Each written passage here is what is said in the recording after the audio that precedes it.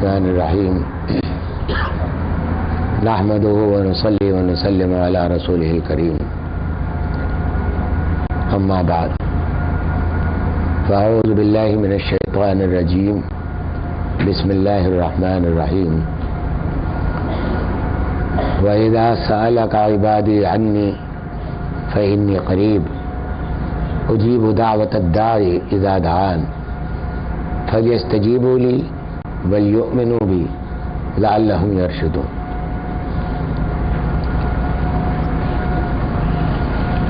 آج الحمدللہ کچھ نامسلمین یہاں موجود ہیں، دور سے آئے ہیں، ان کی تجدید کلمہ کی بھی یہاں تقریب ہوگی انشاءاللہ۔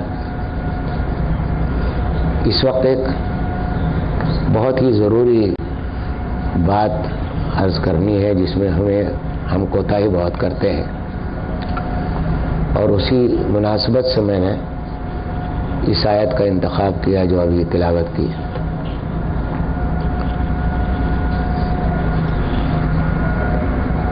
اس آیت کا ترجمہ پہلے عرض کر دیتا ہوں، اس کے بعد کچھ باتیں عرض کروں گا۔ بسم اللہ الرحمن الرحیم۔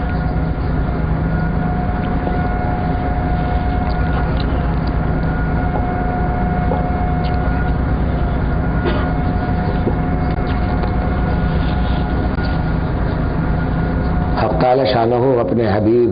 حضرت محمد مصطفیٰ صلی اللہ تعالیٰ علیہ وآلہ وسلم سے مخاطب ہیں، فرماتے ہیں کہ وَإِذَا سَأَلَكَ عِبَادِي، جب تم سے میرے بندے پوچھیں انی، میرے بارے میں، کیا پوچھیں یہ نہیں بتایا یہاں۔ وَإِذَا سَأَلَكَ عِبَادِي انی، جب میرے بندے تم سے میرے بارے میں سوال کریں تو پھر فَإِنِّي قریب، تو میں قریب ہی ہوں۔ اس سے معلوم ہوا کہ سوال یہ تھا کہ اللہ تعالیٰ قریب ہے یا دور ہے، تو جواب یہ دیا کہ فَإِنِّي قریب، کہ میں قریب ہوں۔ اس کے بعد فرماتے ہیں کہ اجیب دعوت الداعی اذا دعان، کہ میں جواب دیتا ہوں، قبول کرتا ہوں پکارنے والے کی پکار کو، یعنی دعا کو، جب وہ دعا کرتا ہے مجھ سے، جب وہ مجھ سے دعا کرتا ہے تو میں اس کی دعا کو قبول کرتا ہوں۔ فَلْيَسْتَجِيبُوا لِي، بس جب میں جواب دیتا ہوں تو تم بھی جواب دو۔ فَلْيَسْتَجِيبُوا لِي، تو تم میرے احکامات کا جواب دو، جو میں نے احکامات دیے ہیں تم ان کو قبول کرو، میں تمہاری دعائیں قبول کروں گا۔ وَلْيُؤْمِنُوا بِي، اور مجھ پر یقین کامل رکھو کہ جو کچھ میں نے وعدہ کیا ہے، انسانوں کے وعدے تو ادھر ادھر ہو جاتے ہیں، لیکن حق تعالی شانہ کا کوئی وعدہ ایسا نہیں جو پورا نہ ہوتا۔ تو لعلہم یرشدون، تو انشاءاللہ تم سیدھے راستے پر آ جاؤ گے، پھر تمہاری زندگی حیات طیبہ بن جائے گی۔ اس آیت میں عجیب و غریب مضامین ہیں، ایک نشست میں سارے مضامین کا احاطہ ممکن ہی نہیں ہے، اس لیے چند مخصوص باتیں عرض کرنا چاہتا ہوں۔ یہ تو معلوم ہو گیا ترجمے سے کہ اس میں دعا کا حکم دیا گیا ہے اللہ تعالیٰ کی طرف سے کہ ہم سے دعا مانگا کرو اور دعا ہم قبول کریں گے، یہ وعدہ بھی کیا ہے۔ ایک بات یہ سمجھیے کہ پہلے تو اذا سالک عبادی، میرے عبادی کا لفظ اختیار کیا ہے کہ میرے بندے جب تم سے میرے پوچھیں، تو عبادی یہ نسبت دی اپنے آپ سے اللہ تعالیٰ نے کہ تم میرے بندے ہو، میرے بندے ہو۔ یہ ایسا ہے جن کو اللہ تعالیٰ سے بہت محبت ہے، اس کا مزہ وہی جان سکتے ہیں کہ اللہ تعالیٰ یہ کہہ رہے ہیں کہ یہ تو میرے اپنے ہیں، یہ ہمارے اپنے لوگ ہیں جو سوال کر رہے ہیں۔ اس کا بیک گراؤنڈ یہ ہے اس آیت کا کہ چند صحابہ کرام نے حضرت صلی اللہ تعالیٰ علیہ وآلہ وسلم سے یہ سوال کیا تھا کہ ہم اللہ تعالیٰ ہمارے سے قریب ہے یا دور ہے؟ اگر قریب ہے تو ہم سرگوشیوں میں آہستہ سے اللہ تعالیٰ کو پکارا کریں، اگر دور ہے تو پھر ہم آواز سے پکارا کریں، زور سے۔ یہ سوال کیا تھا، اس سوال کے جواب میں یہاں یہ آیت نازل ہوئی۔ تو قاعدے کی بات یہ تھی کہ حضور صلی اللہ علیہ وسلم سے سوال تھا، اور تو یہاں ہونا یوں چاہیے تھا کہ وَإِذَا سَأَلَكَ عِبَادِي عَنِّي، تو اس کے بعد ہونا چاہیے تھا کہ فَقُلْ، تو کہہ دو ان سے کہ میں قریب ہوں، لیکن قل کا لفظ نہیں کہا یہاں کہ تم ان سے کہہ دو، بلکہ خود مخاطب ہو گیا حق تعالی شانہ اپنے بندوں سے کہ تو تم سے کہا جائے گا، اگرچہ یہ بات پہنچے گی تو حضور ہی کے ذریعے ان تک، لیکن یہاں قل کو حذف کر کے اپنی ایک یعنی احسان بھی اور اپنے کرم اور اپنی عظمت اور اپنی شفقت کا اظہار کرنا مقصود ہے کہ یہ میرے بندے ہیں، اب پوچھ تم سے رہے ہیں لیکن اب ہم ان سے خود مخاطب ہوتے ہیں اور ہم کہہ رہے ہیں کہ انی قریب، کہ ہم تمہارے قریب ہی ہیں۔ یہاں ایک سوال یہ پیدا ہوگا کہ کیا صحابہ اکرام کو یہ بات نہیں معلوم تھی کہ اللہ تعالیٰ قریب ہے یا بعید، اور ان کو دور سے پکارا جائے یا آہستہ سے پکارا جائے، زور سے پکارا جائے؟ تو اگر تھوڑا سا بیک گراؤنڈ پہ نظر کی جائے تو چونکہ وہ ایک پیگن سوسائٹی تھی، ایک بت پرستانہ معاشرہ تھا، اور عادت ان کو یہ پڑی ہوئی تھی کہ وہ اپنے بتوں کو زور زور سے پکارا کرتے تھے۔ شاید یہ بھی وجہ ہو اس کی کہ یہ سوال ہوا، لیکن اصل جواب اس کا یہ ہے کہ اگرچہ ان کو یہ معلوم تھا کہ